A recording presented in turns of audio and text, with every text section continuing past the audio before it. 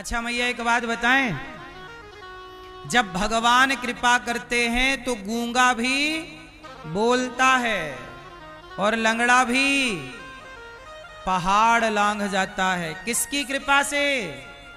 इसलिए कहता हूं कि भगवान जब कृपा करते हैं। अच्छा आप बताओ, विद्वान कौन और मूर्ख कौन? आपकी नजर में विद्वान कौन और मूर्ख कौन? तुलसीदास जी कहते हैं, ज्ञानी मूढ़ न कोई ज्ञानी नहीं होता, कोई मूर्ख नहीं होता। भगवान जिसे जब जैसा बनाना चाहे वो वैसा बन जाता है।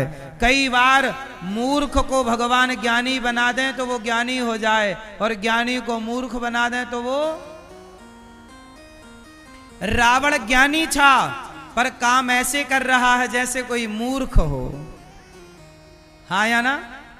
तो कब मूर्ख बन जाए कब ज्ञानी बने?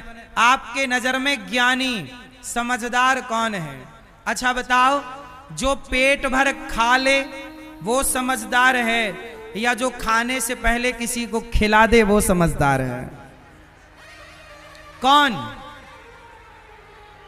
इसलिए कहता हूं, पेट भर खाया करो, पर पेट भर खाने से पहले किसी को पेट भर खिलाया करो। सभी में बांट कर खाए उसे इंसान कहते हैं, पराया दर्द अपनाए उसे इंसान कहते हैं। कोशिश करिएगा कि किसी को खिलाकर खाओ। इसलिए गौरी गोपाल आश्रम में हजारों संत रोज आते हैं। उन संतों को आप भोजन करा सकते हैं कि आज संतों को भोजन हम कराएंगे, आज हम खिलाएंगे सबको। और वहां वृद्ध माएं रहती हैं गौरी गोपाल आश्रम में, आप वृद्ध माओं को भोजन करा सकते हैं कि रक्सौल वासी, नेपाल वासी सभी आप भक्तों की ओर से इन वृद्ध माओं को भोजन मिलेगा। आप अपनी ओर से माओं को भोजन करा सकते हैं। एक ब्राह्मण थे, बहुत ध्यान से सुनना। एक पंडित जी थे, वो पंडित जी बहुत गरीब थे, खाने को रोटी नहीं, पर बहुत तपस्वी थे। रोज भगवान का नाम जपते, भगवान का कीर्तन करते, भगवान की कथा करते, भगवान की कथा सुनते और सुनाते, गांव के लोगों को भगवान की चर्चा कराते। एक दिन पंडितानी ने कहा पंडित जी की पत्नी ने कि जी सुनो, आप इतने बड़े पूजा करने वाले हो, इतने बड़े भक्त हो, परंतु अपने यहां तो पेट भर भोजन भी नहीं है, पेट भर भोजन ही नहीं है, खाने को रोटी नहीं है। तो पंडितानी ने पंडित जी से कहा, जी सुनो, सुना है कि जो राजा है ना अपना बड़ा दयालु है, सुना है कि वो लोगों का पुण्य खरीदता है। आप ऐसा करो कि रोज इतना पुण्य करते हो पंडित जी, थोड़ा सा पुण्य बेच दो, उसके बदले राजा पैसा दे देगा, उसी से अपना गुजारा हो जाएगा। पंडित जी को लगा बात तो सही है। पंडित जी बोले ठीक है, मैं कल जाऊंगा। सवेरा हुआ, पंडित जी तैयार हुए। पंडितानी ने 4 रोटी बनाई, अचार रखा, अचार रोटी बांध दिया पंडित जी को, कहा कि जाओ राजा के पास, रास्ते में भूख लगे तो ये 4 रोटी खा लेना। पंडित जी 4 रोटी लेकर चल पड़े। चलते चलते चलते चलते एक जंगल आया, वहां पर एक नदी थी। तो पंडित जी को लगा यहां थोड़ा विश्राम कर लूं और रोटी खा लूं, फिर आगे की यात्रा करूंगा। पंडित जी वहां रुक गए, नदी पे हाथ मुंह धोया, पेड़ की छांव पर बैठ गए और रोटी निकाली। और जैसे ही खाने वाले थे कि एक भूखा सा आदमी आ गया, बोला भैया हम बहुत भूखे हैं, कुछ भोजन मिल जाए तो बड़ी कृपा। पंडित जी ने कहा अच्छा मेरे पास 4 रोटियां हैं, ऐसा करो 2 तुम खा लो, 2 हम खा लेते हैं।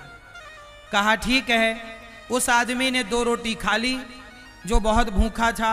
2 खाने के बाद बोला पंडित जी यदि आप अपनी 2 रोटी और दे दो तो मेरा पेट भर जाएगा, बहुत भूख लगी है। पंडित जी ने बेचारे खुद तो भूखे थे, पर उन्होंने अपनी रोटी भी उस भूखे को दी और वो पेट भर के खाया, खूब आशीर्वाद दे के चला गया। पंडित जी थोड़ा सा अचार बचा था, अचार चूस लिए, नदी का पानी पी लिए और चले राजा के दरबार में पहुंचे।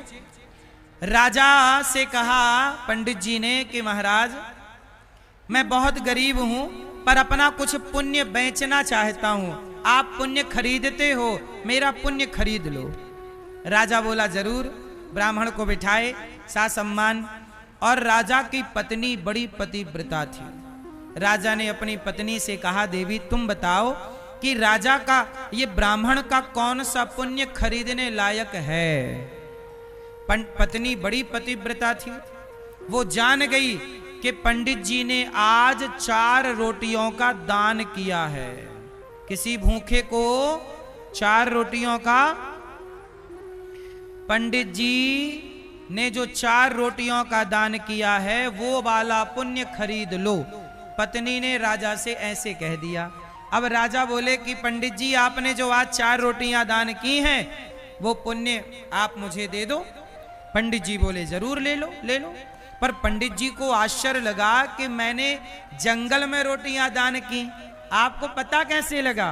राजा बोले कि मेरी पत्नी बड़ी पतिव्रता है, वो सब कुछ जान लेती है। अच्छा ठीक है। एक तराजू बांधी गई, तराजू में एक पलड़े पर तुलसी का पत्ता रखा गया, जिस पत्ते पे ब्राह्मण के 4 रोटियों का पुण्य आवाहन किया गया। और दूसरे पलड़े पे राजा ने सोना रखा। 1 किलो सोना रख दिया, 2 किलो सोना रख दिया, पर 4 रोटियों का पलड़ा भारी था। राजा ने 10 किलो सोना रख दिया। अब पंडित जी तो बड़े प्रसन्न हुए कि 4 रोटियों का पुण्य इतना है कि राजा ने 10 किलो सोना रख दिया। राजा ने और रखा। साहब राजा ने अपना एक खजाना पूरा रख दिया, सैकड़ों किलो सोना, पर 4 रोटी के दान की बराबरी ना हो पाई। राजा अपनी पत्नी से बोला कि देवी रोटियां तो हम भी दान करते हैं रोज, क्या इतना बड़ा पुण्य होता है। राजा की पत्नी बोली कि ना महाराज, ये ब्राह्मण खुद भूखा था और खुद भूखा रहकर इसने अपने हक की रोटी किसी भूखे को खिलाई। तो जब किसी को आप अन्न दान करते हैं तो उस दान की बराबरी राजा का खजाना भी नहीं कर सकता। राजा का खजाना भी। इसलिए कहता हूं कि आप भी गौरी गोपाल आश्रम में जो हजारों भक्त भोजन करते हैं, संत लोग रोज फुटपाथ पर सोने वाले, साधु संत भजन करने वाले, जो करने वाले भजन वहां आते हैं, सबको पेट भर भोजन गौरी गोपाल में मिलता है। आप भी अपनी ओर से कुछ रोटियों का दान करना चाहें तो जरूर कीजिएगा, क्योंकि ये दान जो है यह दान कई गुना फल देने वाला है, जिसकी कोई बराबरी नहीं कर सकता। इसलिए मेरी माँ, ईश्वर ने योग्य बनाया हो तो अन्नदान जरूर कीजिएगा। कौन सा दान करेंगे? जोर से। इसलिए आप लोगों से मेरी विनती है, बताओ गौरी गोपाल आश्रम में जो संतों की सेवा का काम हो रहा है वो सही है कि गलत है?